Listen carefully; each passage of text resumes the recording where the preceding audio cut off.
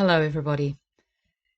On Sunday, Adrian and I got together and recorded what I'm about to present to you now. This video is basically his story of what it looked like standing on the outside, looking in at somebody who is in an extended crisis.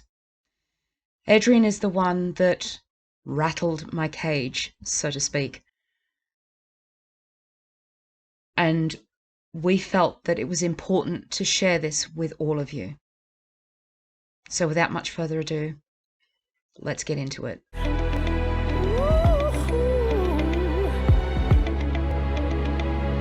Never gonna stop now, baby. Well, hello everybody. I have had a number of comments asking, who is Adrian? Who is this masked man?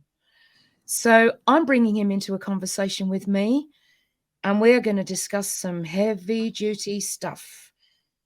It's all very well me sitting here talking about what it was like in the pit.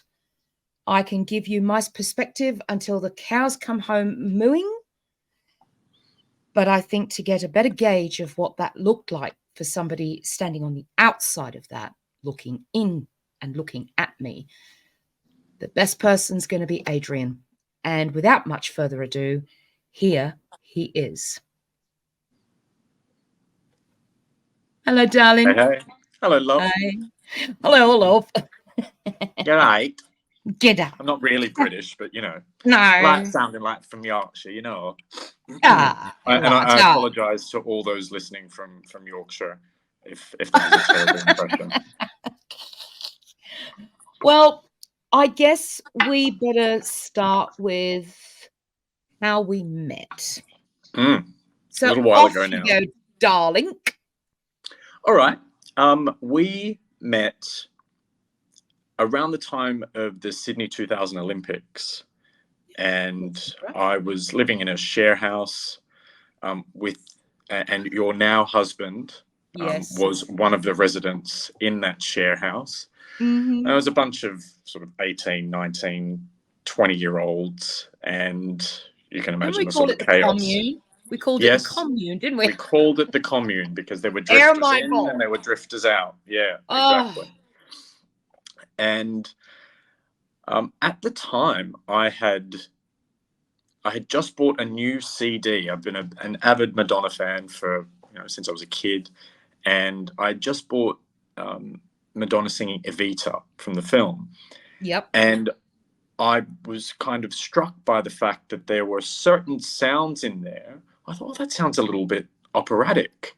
And anyway, I had this CD in my hand, walked in the door, and I was telling people inside the commune. So I've got this Evita, said, Madonna sings kind of operatically. And right before me was a lady that I had never seen before in my life. Enter Myron. And I made this comment knowing nothing about you, nothing about your life. And you piped up very, very quickly and said, oh, well, my mother's an opera singer, so give us a listen and I'll tell you if she's singing it operatically or not. And so I went, okay, I'm thinking, who the hell does this woman think she is? I went, there, it's that note right there. And you went, oh yeah, she is. She's placing it. And you used all this terminology that I knew nothing about at the time. And so that piqued my interest. And at the same time, being in my late teens in the Blue Mountains, there were crystals and tarot cards and all those sort of things, and that was very much the world that I was living in.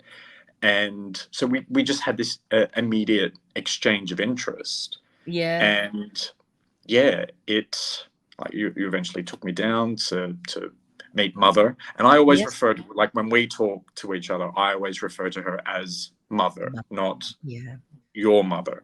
Because I think for me, I kind of thought of her as like my musical mother. She was this mother figure that which she would have been more than happy to assume the role of, I might add. Please adopt me, Rita. Oh yes. Yeah. So and we've spoken that way for years. Yeah. But so when was this? This would have been maybe September, October of Yes. 2000. Yes. And we became very, very fast friends, yourself Yeah. and the others in and around the commune at the time. Yep. And I became more interested in this world of opera, and you became more interested in that world of the esoteric and readings and all that type of stuff.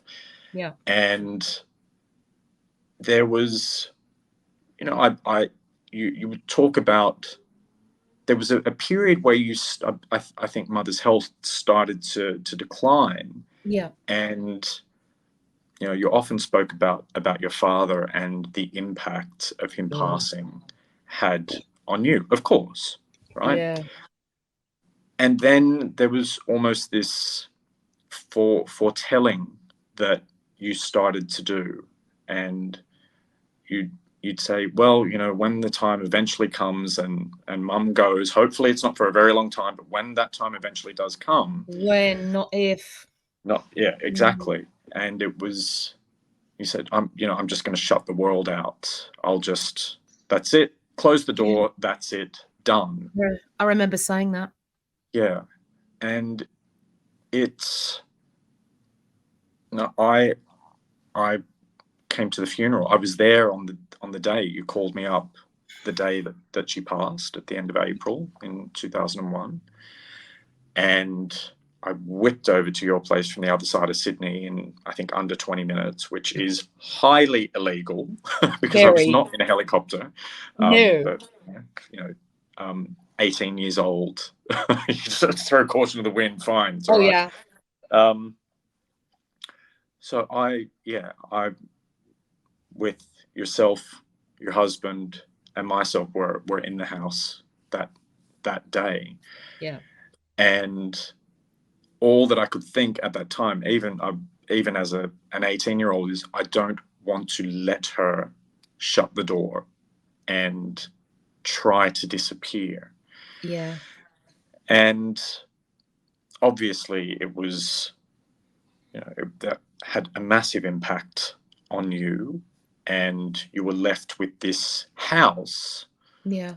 Which that main room in the house was an homage to her entire career. There were paintings and photographs and So many recordings. And I remember not long after the funeral, the next time that I came back to your place, I walked into the room and everything was very stark because all the paintings had been taken off the wall. All the photographs were taken off the wall, and there's just all these hooks around the place. Yep. And I guess in my naivety, I thought, why would she want to do that? Like, that's the memories. My naivety, of course, because I said, why did you do that? And you said, I can't take seeing her all the time and feel like she's looking at me all the time. Yep. So that, I think, was the first step of you trying to navigate your way through it and begin to make your peace with it as best you could. But I don't know, it was like that was a preservation tactic for you. It was like, you just need, out of sight, out of mind. Which, interestingly enough, if you translate that into Russian and then back again, like by sort of AI, out of sight, out of mind, translates to invisible maniac. Ooh. Out of sight, bam. out of mind. So you might, it's all well and good to push it to the side, but it lingers there in the background and has the potential to really become this much bigger beast. And I was studying singing at the time, with you, and then you sent me off to another retired singer who had a great career alongside at the same time as mother, and that came from the same place. Yep. And so I just wanted more of it. I wanted to listen to all of this remarkable singing. And I remember being at your house, and I was tinkering with a CD and listening to it and pausing it, rewinding it, and you walked in and you went, no, I can't listen to Mummy, right? Like, would you mind? I went, Yeah. oh, okay, all right. So that was like another layer. So Yeah. and there were more of those over the years where it was too painful to see, too painful to listen to. Yeah. And I remember one very distinct time. There was a performance, as obviously as you know, the performance on Ronnie Corbett, and I just wanted to see it again. Yeah. Yeah. And your response to that was, I can't, love. I can't. It's too difficult to see Mum moving. Yeah. Like that. Yeah. And time, and we're not talking a long period of time between when this happened in April 2001 until I sort of tried to get life together. I thought I'm going to go and try and pursue this opera thing, and got on a plane and went overseas and lived overseas. And yeah. So that was April of 2004. So 3 years later. Yeah. And I was away for 3 years, and you came and saw me off at the airport, and you were the only person who was there who was not my family. So and I've said this to you before, is I kind of think of you as the stepsister I never had. I have a sister, but not a stepsister. Yeah. And much like step siblings, we've had blow up arguments. Oh, have we ever? Yeah, we've had blow up arguments, and we've told each other to go and get nicked and all the rest of it. That's the nice version. That is that is the nice version. Just so we're clear, folks. Just so we're clear. Yes, this one has PG a sharp version. tongue. It might surprise you that there's a sharp tongue in there, but in any case, after I'd moved overseas, I was away for a few years. I came back. Naturally, life for you had continued, and you got married, and you had your boys, and things. That was still rolling along for you.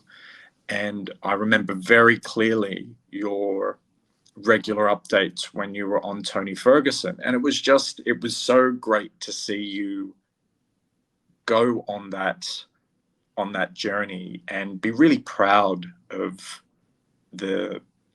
what your application and your efforts yielded for you. And it obviously it paid off, and I know that you've shared some pictures from that time. Yes. And clearly it taught you a lot about nutrition, and when you look at that label and you see all these big words, like, what do those things mean, and what effect do they have on the body? Yeah. But I don't think I ever actually even saw you in person during that time. No, you didn't. You saw me just before. Beforehand. Yeah.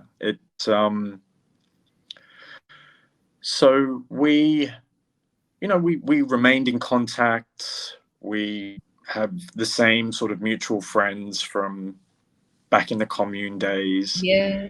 And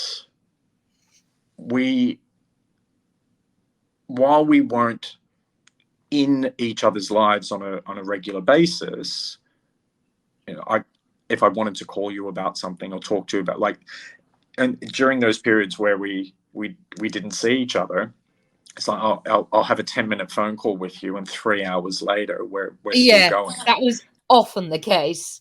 Just 10 minutes, dear. Just 10 minutes. 3 hours later.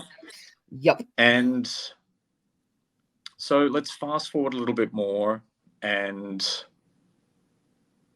let's go to the time when COVID happened. And I was renovating a house and living at my in-laws' place, Yeah. and my work situation was up in the air because jobs dried up, and I went through this period where I suddenly came back to needing to listen to opera in my life. And there was a period for probably 10 years where I just listened.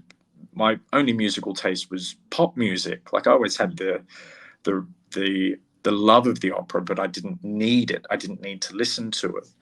Yeah. And I became very retrospective and during that period in lockdown, and I needed to listen to Mother, and there were very few recordings that were up on YouTube. Yeah. And I had the things that were officially released, the Ring, etc., and the ABC Classics piece. But anything outside of that, I was craving it. I just needed to have it. And I think I might have messaged you at one point, and I think you were still in a space where you'd gone, okay, I've sort of put the lid on that. You were able to just keep living life. But I just needed it, and I wanted to have it. And I'm looking at YouTube, and I'm thinking, there's not enough up here of Rita. She had this, and this great body of work, this enormous archive of live performances all over the world with great conductors and colleagues, etc. And I just wanted to have it. And I knew how painful it was for you. I won't say I understood it, but I was aware of it. Yeah. You made that really clear. And I wasn't about to antagonize that for my own selfish reasons. It's like, okay, well, if I can't get them from you, I'll try and get them from elsewhere. So anyway, let's fast forward a little bit more, and we get to October of 2022. And I had expressed to you, because I live in Sydney, I'm in a hotel room in Melbourne right now, this is not my house, but I had expressed to you that I'd love to get some of those recordings, anything that you've got, because I know that it's difficult for you to listen to and watch. Yep. And I'd love to put them up on YouTube. Yep. Like that would be a great privilege for me to be able to do. And you knew this, and naturally you had that very big archive that's still in your house. And you said to me as I was getting ready to come up, and you said, look, I'll tell you what I'm going to do. I'm going to give you everything that I've got that's transferred, because you're probably it, love. And it sounded very sort of foreboding. Final. Yeah, final and foreboding. It sounded like you were looking down the barrel towards the end for yourself. So accurate. that I was aware. I didn't say anything about it at the time, but I was aware of it. You're like, here, I'm going to give you this so you can do something with it, because, and you didn't say this, but the sense of it was, who knows how long I've got. Yeah. Right? That would be accurate. Right? Very, very, very accurate. And so I walked into your house, hadn't seen you for 10 years, at least, probably more. Yep. And there were the tears. Of course. And then the 4-hour-long conversations. And eventually we got around to, here, Adrian, I'll play this for you. You've probably never heard this. And so you play these pieces, and my little brain and my little heart just fluttered, and it was thrilling to hear these things that I knew existed, because I knew what her repertoire was, but I had never actually heard them. And then came the Saturday evening of the visit, that first visit. And you said, here, I'm going to show you something. And you played the first couple of notes of it, and I immediately knew what it was. It was Brunhilde's battle cry, which I've always loved mothers singing. And in my personal opinion, I don't think anybody has ever sung it better. But I had never seen a video of it. Never seen a video of her in character singing the thing. Yep. And as soon as it started, I went, that's a video. Oh. And I got closer to you. And it's not a long piece. It's maybe 2.5 minutes end to end, right? Yep. It's very short. And it got to about 1:30. And I don't even know how to describe it. It's like you cracked or you snapped, or it was an enormous reaction that you had to seeing that. It broke my heart. Yeah. It broke my heart. I remember how I felt. Broke my heart. Well, your reaction in that, it's almost like you went into this childlike state. Yeah. And I remember very clearly what you said. Why did it have to be me who found her? Yeah. Why did I have to look into her cold, dead eyes? Yep. Pretty much. It's not fair. It wasn't fair. And you said it over and over and over again. It's not fair. It's not fair. It's not fair. Why did it have to be me? And obviously I've known you a long time. I thought, oh, okay, this is deeper than even you thought. It wasn't that it was deeper than I thought. It was the fact that you'd gone from, and I was aware of it, you'd gone from a place of, I can't look at her. Yeah. I can't listen to her. And you had got through that. But it was the video of her moving. Oh, yeah. It was that I knew that was going to be the next hurdle. And you had you reacted to it in the way that I feared the most, which was no, like not going to do this. And so, things calmed down in the evening, and we just put something else on, and we listened to something else or watched something else, and just tried to get on with the evening. Yeah. And the next morning, I was, speaking to your husband and going, God, that was a big reaction, and I don't know what to do about it. And what did he say? Can you remember what he had to add to it? Not specifically. He was. I could sense his frustration, because what I did say to him is, you realize that she hasn't finished grieving for her mother, don't you? He said, I know, but you know what she's like, right? Ain't nobody gonna make you do nothing, right?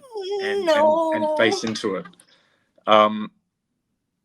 But that was just so evident to me, that despite mother dying in 2001, there we were sitting in 2022. You clearly hadn't finished grieving. And I stayed with you for a few days, and I sat just opposite the table where you're sitting right now. Yep, right there. And I'd do my work from home, and I just I'd look at you periodically throughout the day, and there was no glow, no sparkle, no enthusiasm.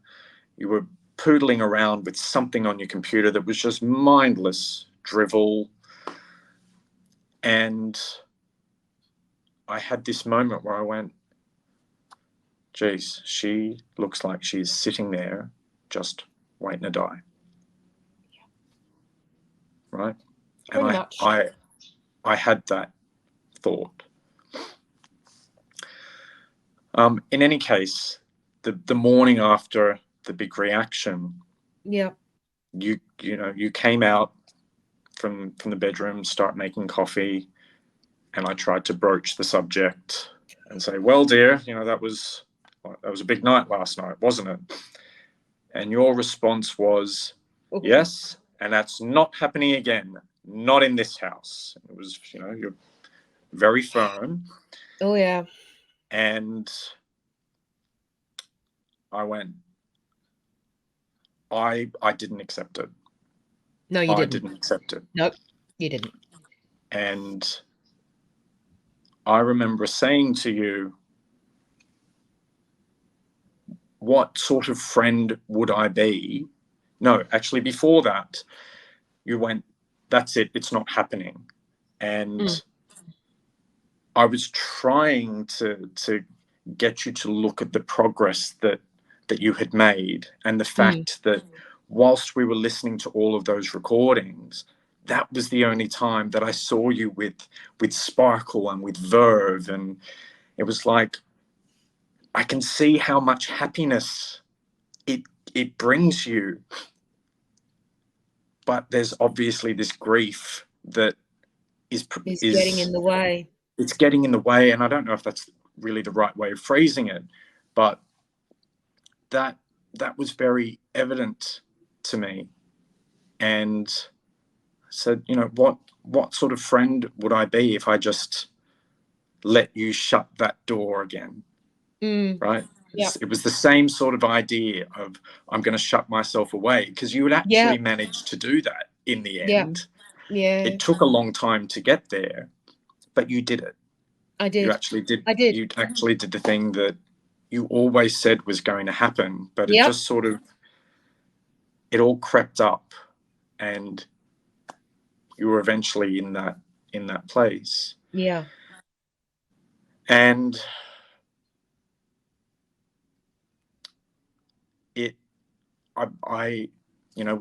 we got to the end of the time, and we had words at each other. Oh, right? and how? We had words at each other, because it's like I just wanted to shake you.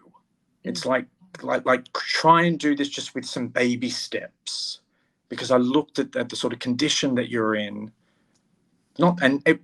Actually, the least concern that I had was your physical condition. It was your mental and emotional condition. Yep. And I was a couple of hours away from getting ready to leave for the airport, and you hand me the USB with all of these recordings. Yep. I thought, okay, good, I've got that now. I was happy to have them, but frustrated that it's like I would love to do that with you, and put those things out with your blessing and your endorsement and something. I mean, that was one thing, but I could just see this state that you're in, and I remember asking you, I just want you to do one thing tomorrow, one thing that's going to make a positive difference to you. And I said, if there was one thing that you could do that would be positive for you, what would it be? And you sort of, you thought about it for a moment. You said, oh, look, I could go for a walk around the pool table, a few times a day. I know that's not what you meant. I didn't mean that at all. And I didn't bloody believe you, because you were very unconvincing that you were even going to do that. But And that actually wasn't what I was talking about at all. No, I know. It wasn't I know what I that was talking now. about at all. Yeah. But I felt like I had tried to just go like, come on, like, I know you want to shut this door, and there's obviously so much grief there, and you're sitting there in it alone, Yeah. in the dark, Yep. numbing your mind with drivel on a screen that does nothing to enrich the quality of life. No, I remember there was something you said to me when we were in the kitchen. It was words to the effect of something like, this is madness. You are creating a situation in your head, almost like a no-win Yeah. scenario. Can you remember what you said exactly? But I remember you standing there on the other side of the kitchen, and I'm at the coffee machine. You said, "Mo, I don't understand. You are creating this situation in your head I that is just think it was I think it was like impossible." it was like your solution would have been, I just want to see mum one more time. Yeah, That if I could see her one more time in front of everything would me, be fine. then everything would be fine. And it's like, that is impossible. And you're building your whole way out of this on an impossibility. It's not Yeah, going to. yeah, That's just not going to happen. And being yep. stubborn about it is not going to help you. No. And I knew that I knew I'd ticked you off considerably. Oh, And boy, did you ever. I got in the car, and hubby took me to the train station, and I said, look, and that's when we had the conversation about the grief, and she's still trying to go through it. And I came home and spoke to my partner, and I went, bloody hell, I tried. Like, it seemed like we just made a millimeter's progress, and then she had this huge reaction and just went, no. And I wanted to shake her. I said, but look, guaranteed, my name is Mud up in Queensland right now. It was. After I've gone and done that. It was. Because I think you particularly on I want you to do one thing just to make your life better tomorrow, just something. And you took that as an attack on your weight. Yes, which it I wasn't. did. It did. Right? Yeah, I did take it like that at the time. But, as time progressed, obviously, I'm like, okay, so that's not what he meant. Oh. Mm. But yeah, at the time, genuinely thought that that's what you meant. And you gave me this USB, probably begrudgingly at that point, but you had said you were going to do it. Was it begrudgingly? Were you like, No, oh God? it was a case was of, let's say this was the USB stick. Let's say it's like, here, it's yours.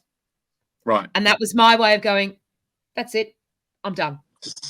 So separating from it. Now, yeah. The action was, that's it. It's no longer my problem. Yeah. That's what the intent was. Yeah.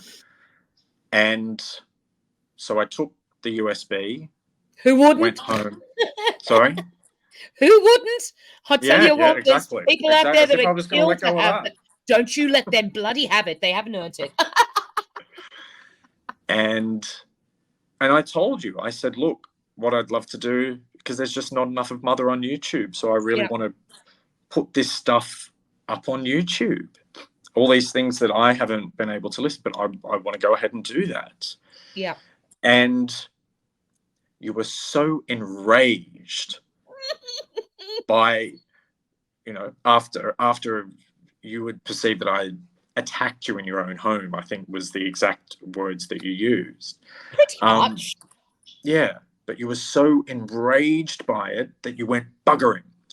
If anybody's going to do this, I'm going to do it. And the next thing I know, there's a channel. Mm-hmm. and you had started to transfer these recordings and put them up Yep. onto YouTube yourself. Yep. And I went, that's good. That's really good. Not just because it gives me a way to listen to them. That was No. the furthest from the point. Yep. But because you had to listen to her in order to do that. Yes, I did. Right? I think the cav And was the first thing I put up. yeah, think. it might have been. But little by little, that gradual re-exposure to her singing, her photographs, her videos, and because you do your own artwork for each of these Yes, I do. postings, right? Yep. And it was like it was this exposure / art therapy that you kind of just yes. it's like you self-administered that without really realizing that was what you were doing. You just Yeah. you It's like listened people who more. do mandalas or painting color by numbers or embroidery, needlework, doesn't matter. Art therapy. I was pretty much doing that without even realizing it.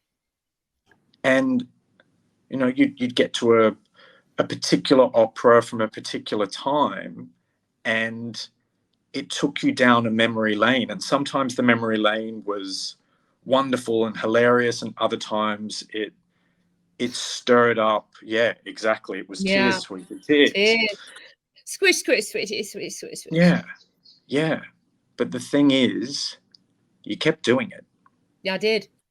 You kept doing it, even when it would upset you. And we would speak every single week, right? Oh, I don't think there's been a week that we haven't spoken since then. And since October of 22. And it gradually, I think you recognized the state of your grief at that point. Yeah. As because other things had happened throughout life, and you spoke about the situation with that friend who kind of just dropped you by text, and naturally all of those things compound, right? Yes. But it was like the core issue is trying to get through this grief and get to a place where it is not all consuming. And it's this monolith that you're trying to hide from. And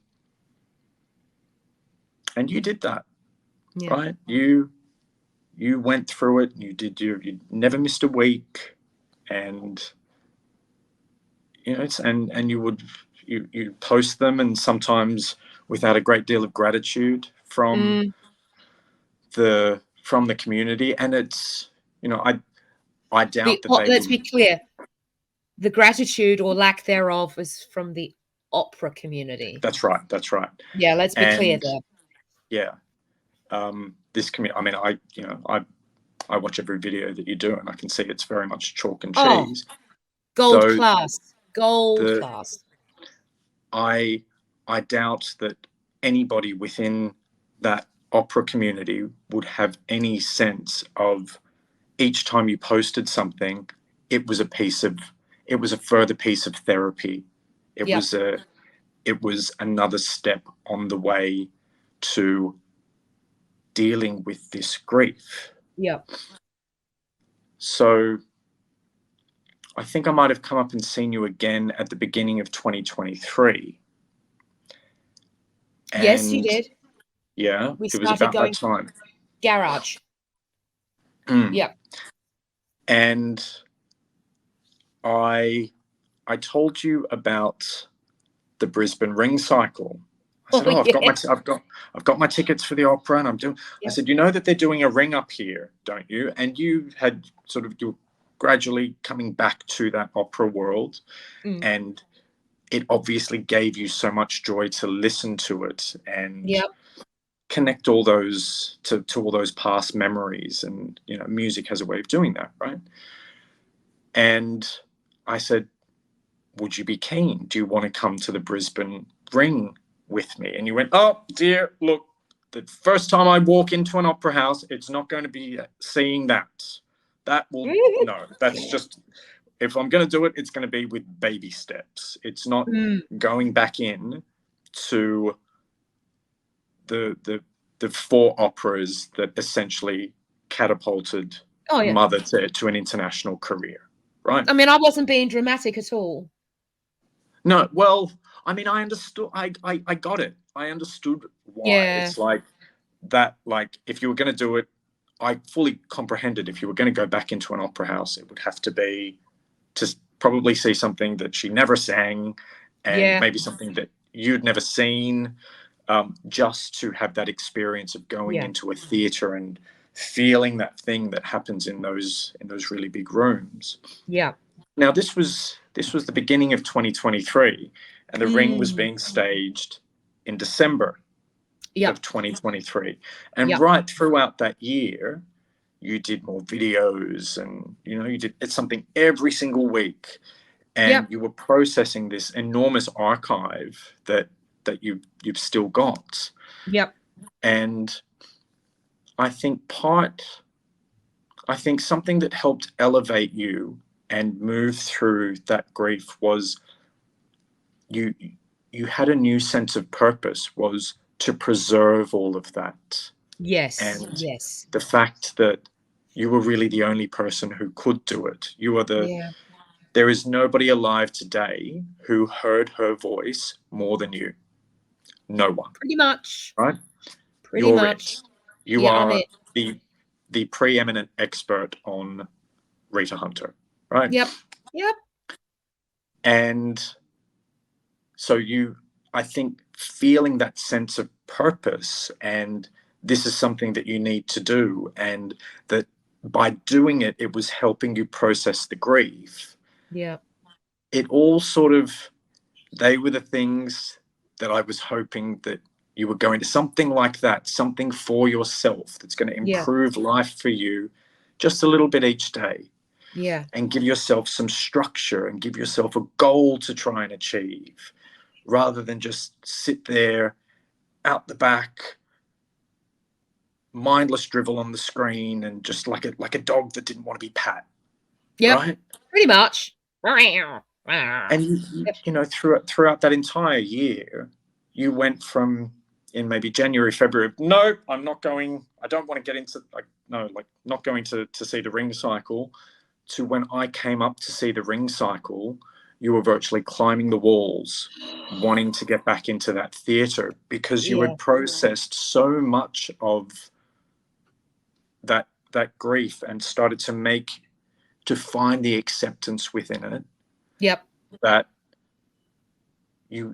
all you wanted to do, was get into that theatre. And that was a turning point. Yeah, it was. That was definitely a turning point. That Ring cycle was the defining moment that turned everything around. Yeah. Yeah. And you said, it's because of this. It's because of this. This. Yeah. It was. It basically was. I know they say pride goeth before a fall. I get that. But for me, I had to be aware of the condition that my body is in. On a walking stick, can barely get around. So I'd be faced with being in a wheelchair. Mm-hmm. Right? And I remembered saying to you, I cannot go into the theatre in this condition. I said, because all it will take is one colleague of my mother's to see me like this, and that's it. It's over. Yeah. And no sooner, I think it was when Jessica Pratt was up here. And sure enough, you sent me a photograph and said, is that such a such a such? I said, yes, it is. And that one photograph completely proved my point. Yeah. I'm like, I want to go back, but it has to be on my terms, because I don't want to let myself down, because they remember me in a specific way. I mean, we're all older, obviously, Mm. but for want of a better way of putting this, for Rita Hunter's daughter to be wheeled in a wheelchair to watch the opera, Yeah. mm-mm, And no. I get that, right? Yeah. I do, but it was a very distinct change, Oh, it was. because you had the the desire to want to go back in there, Yep. whereas before that it's like, oh, sort Mm-mm. of take it or leave it, or probably more leave it. Yeah. And just I guess it was that positive memory lane that you went down, knowing that a complete ring was happening Yeah. just down the bloody street from Just you. down the road. I remember when it happened, though. I remember when that, that, like firecrackers being lit underneath the bum. Mm. I remember seeing a post of the opera company that was putting it on, saying that the trucks were on their way up the highway to Queensland with the set for the ring that they did here in December last year. And it was that point, I'm like, oh, damn, I can remember that. Like, there was a very few occasions, but there were maybe one or two occasions when Mum was touring with the English National Opera ring cycle. They had two sets. They had the main set that was at the Coliseum, the London Coliseum, but they also had a touring set, which was smaller, and it was made to fit the smallest of the various little opera houses throughout England and Scotland and Wales, right? Mm. And as I said, I could count on one hand the amount of times that we'd be making our way to go to one of these performances to perform, and you'd see the initially Sadler's Wells trucks, and then eventually ENO, the English National Opera trucks, knowing that those trucks contained the sets that my mother was going to stand on in a couple of nights. Yeah. So and so obviously this happening in Brisbane, it connected. Took you back. Yeah. Yes, it did. And it Yeah. was a happy memory. It was a happy memory, because all three of us, oh my gosh, look, we caught the trucks. We caught the trucks. And then remembering those trucks being parked around the back of the theatre, of the scenery dock, and standing there watching them take these great big chunks of a set through the scenery docks. It ignited a very nice, positive, comfortable, not discomfort. It was a very comfortable, lovely memory for me as a kid. And that's what, lit the spark. That's what got me. Well, that was like the next hurdle, right? Was for you to want to actually go and do it, to go back in there and to feel that sound again. Yeah. And it was around the look, we've been at this for what, 47 minutes, and we haven't mentioned anything to do with meat. So here it comes. Here it comes, folks. Here it comes. And I was telling you about a friend of mine who went through this major body transformation, in a very different way from what you're going through. But he went through this from a state of just having a sort of dad bod and not really being in any sort of fantastic shape, to looking like a bloody sports model, like great shoulders and these big pecs and giant arms. And I remember saying, I was like, love, you want to get a look at this guy. Like, he just looks phenomenal. I said, and you'd never guess what he eats. And I said, what does he eat, dear? He just eats meat. That's it. He won't have so much as a berry. This was my bit face. of tomato. He won't do. It's all he eats is meat, and it has absolutely transformed his life. and he follows it very, very strictly. And I remember you saying to me, just meat. I went, yes, literally just meat. And he's very much sort of, he's like I always say he's like a lion. Like, I go to his place for dinner and he just cooks these giant bits of, he just takes a big rump and slices it into steaks and eats. I call this that thing. a party. I'm just saying. Yeah, he does it once a day, and he looks phenomenal. Yeah. And obviously I know that you had done loads of diets, and you told me about a lot of them, and you told me about, you know, the things that they gave you when you were a kid to try and take weight off you. You had tried everything. And I guess you went and did some reading and I did watch some videos. And I remember you saying to me at the end of last year, right, Adrian, I'm going to do one. This is the last time I'm going to try a diet change and really focus on it. Yep. And you know, there was a period earlier in the year where you said, you know, obviously throughout my life I've learned really bugger all about nutrition.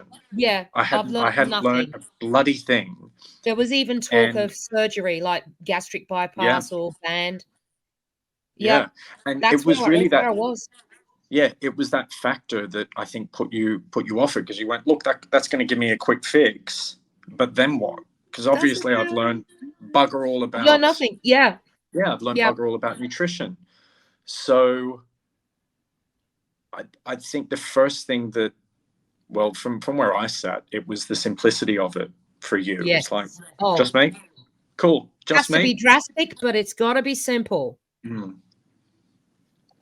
Yeah. And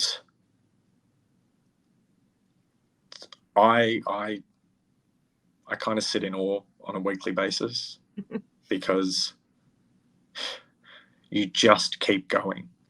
Like there were times where you wanted to shut down the channel or just take a break from it. And like I said, we speak every week, multiple times during the week. And I've never heard you utter anything like that. I think the adherence to this way of eating, this lifestyle, because I never hear you talk about it as a diet. This has been a lifestyle change for you.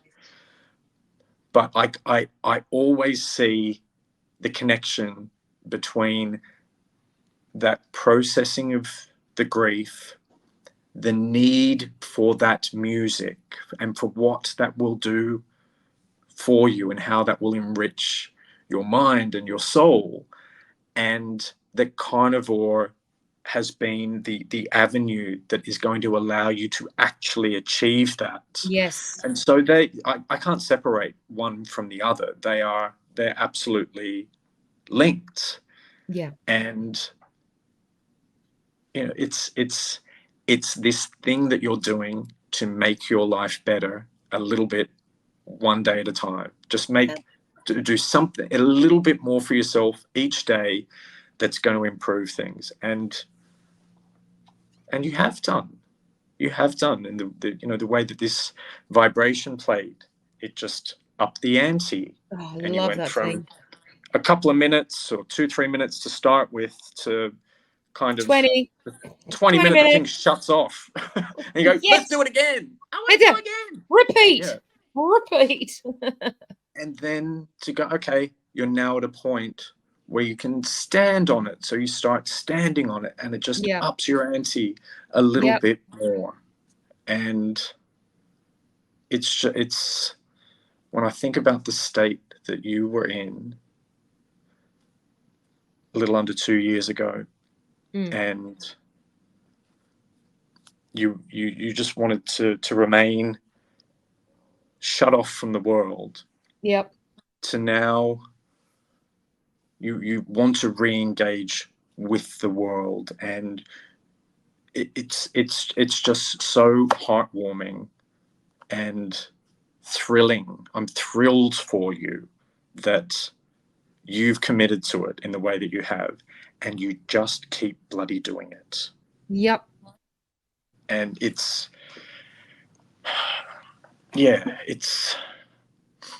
it's a wonderful thing to witness. It really is. And what, you know, when you first began carnivore, this little channel that we're sitting on now was only ever going to be a video diary. Yeah, pretty Right? much. You said to me, look, I don't care if you and one other person watch it. I don't care, because I'm doing this for me and to keep myself accountable. Yes. And I'll do the pictures and I'll do the weigh-ins and I'll just do it every single week. Yeah. And then you find this community that is so full of advice and people wanting to help and being able to acknowledge what it is that you're doing.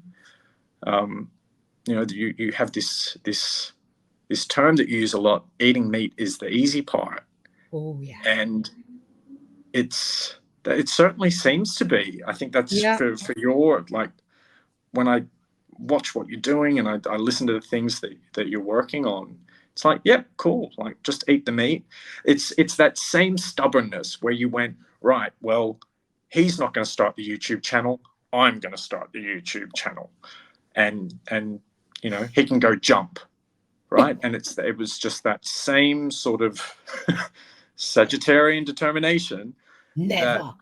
Yeah, I know, what a surprise, right? Paul Reuters. Yeah, exactly. Okay, so we need to explain to them what we mean when we say, oh, call Reuters. So Adrian, perhaps you'd like to, if I ever use the term call Reuters. Call Reuters, yeah. This is the context. The context for it was that second visit that I did when I came up, and we went, okay, let's organize the garage and let's get all the boxes out so as that you can continue this archive work. And I said, look, if you're going to do that and you're going to commit to doing it, then I'm very happy to come up and help you any way that I can. Yep. And, you know, it was a big job in there, because there's, you know, a 40-year career at a time before any sort of digital technology existed. So it's all analog and paper and boxes. Myself and your eldest son are standing in the garage, and we're, okay, there's got to be a bit of a strategy here. And you said, now look, I just need to say this so as that you're aware, but I may become a bit bossy when just trying to direct this. Now, I just thought I'd let you know. And I went, well, bloody hell, somebody call Reuters. Who would have known that you, Missy, would get a little bit bossy in a situation like this? I'm astounded. Get it on the front page. Yeah. How about you? We just state the bleeding obvious. Yes. So call Reuters. Myra was feeling a little bit if bossy. I was going to use that in a sentence, you know, I may or may not be being just a little bit dramatic. Call Reuters. Now you all know what we mean. What a surprise. Yeah. What a surprise. But I think your own journey and the way that this has helped to enable you to do that thing that you want to do, right? And everything else that has gone with it. It was like the grief was at the center of it all. And now that you've done a solid sort of more than a year's work to get to the right place with that, it's like, okay, what's the next challenge? And it is to get your body back into a condition where you can go and do those things. Yeah. Sort it out. Get it sorted. Yeah.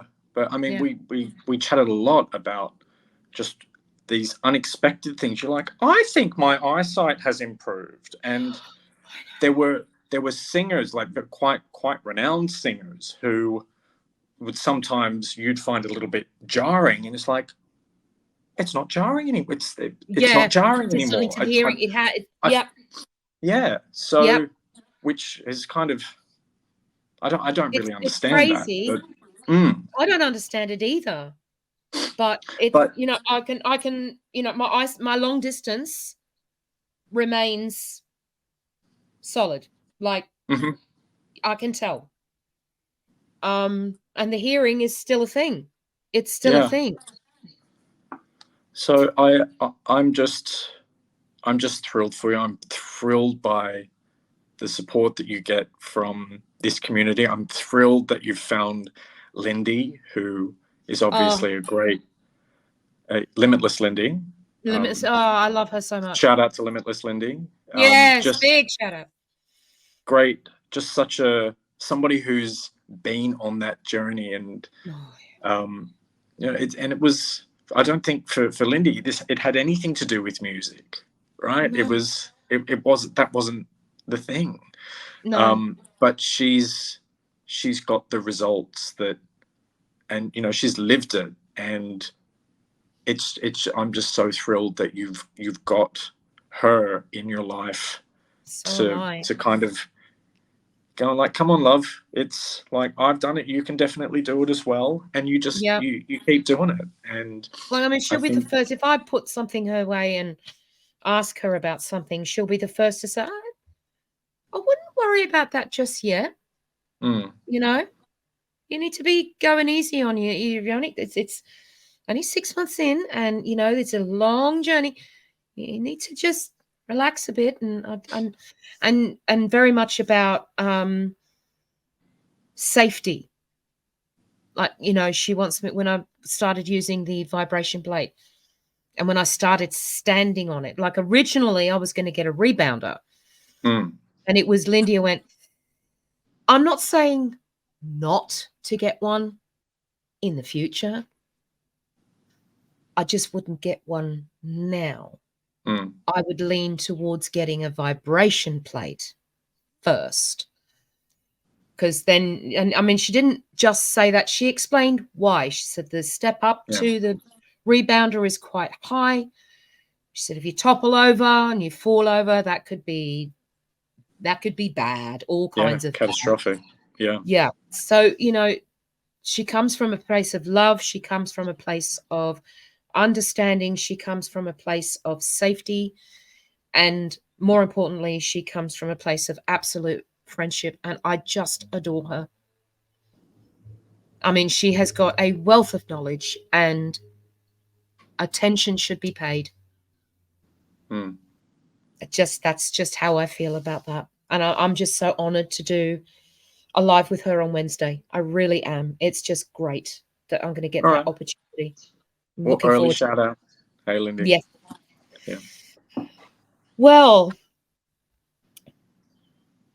other than maybe one day actually going live, because this is pre-recorded, I think we've covered it all. But maybe in the future we could probably go live and then see what people would like to ask you or me about this video in the future. So that would be fun. I would love to do that with you if you'd be okay with it. Look, I absolutely would. And there is one live that will happen at some point one day in the future, which will be you and I walking into an opera house together, because I can give a demonstration of what that might look like if you just give me one moment, please.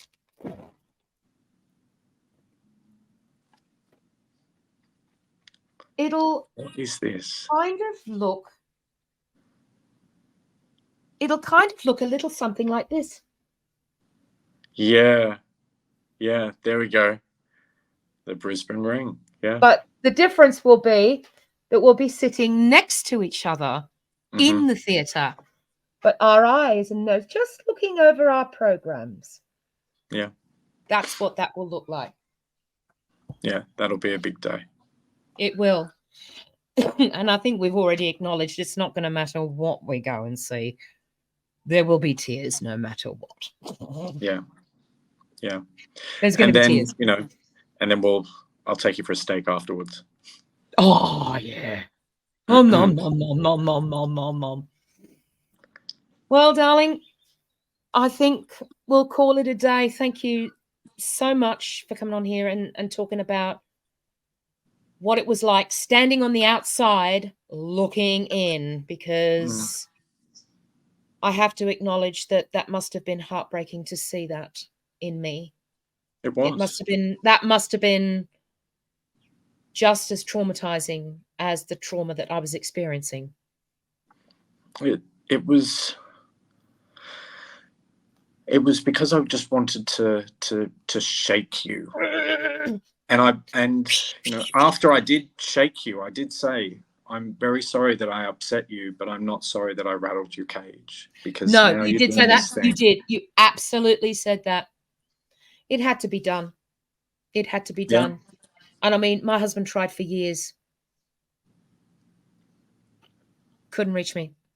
Couldn't reach me. Well, yeah, I mean, he's a very patient man, your husband. Has to He's a be very, living with me, dear. he is. And you, like, if you dig your heels in, it's, it, What's the I phrase you wouldn't want use? to, yeah, I'm not the easiest person to say something to. well, yeah, I said that to you. I said, If you're Mum not was the, alive, she'd agree with you. you are not an easy person to tell the truth to. My mother would agree Yeah. with you completely. Because, you know, you're sometimes your response is like, oh my God, I feel like I've just been bowled over. And naturally your husband has to live with you every day, whereas I didn't. So Yeah. for me to come in and go, right, I'm going to bloody tell you the way that I see it, because I'm leaving in 4 hours. So I'm going Drop to your say my bomb and bit. go. I'm going to say my bit because you damn well need to hear it. Yep. And it wasn't from a place of malice. It was like, for God's sakes, I can see that there's a glimmer of happiness in there, and you can work to have more of it. And you did. You put in the work to, you know, you'd produce this video, and you'd just tell me about all the happy memories that you recalled, and or that you was emotional and you cried, but they weren't. They're not sad tears. They were. No. You know, they were. It's just an emotional response. It's like you cry when you laugh a lot, or you're Yeah. just overwhelmed with happiness. And I'm just so thrilled for you. I'm thrilled that it gets better every Yeah. week. I'm thrilled with the support that you get from this community, and I can't wait for when you are ready to come down and, you know, spend a week in Sydney, and we'll go to that bloody opera house every damn night of the week if we can. And yeah, there's a for the viewers that may or may not know, there's a very famous aria called Visidarte from the opera Tosca, and the I kind of rephrased the beginning of Visidarte to be a translation of, well, Visidarte e mangia la carne, which is, I have lived for love and I ate the meat. Brilliant. That's Brilliant. perfect for what this is, because this is like a meat and music, well, a music and meat story. Yeah, pretty much. Yeah. Well, I think what I might do is, as we roll out the end credits, so to speak, I might just put in that little bit of the battle cry that kind of rattled me cage a bit. Wow. So Okay. I shall finish by saying, folks, be kind to those around you. Protect your peace. Don't, under any circumstances, take any crap. Be kind to yourself, even if that means a little bit of tough love. I will see you next week, and here comes a bit of a battle cry.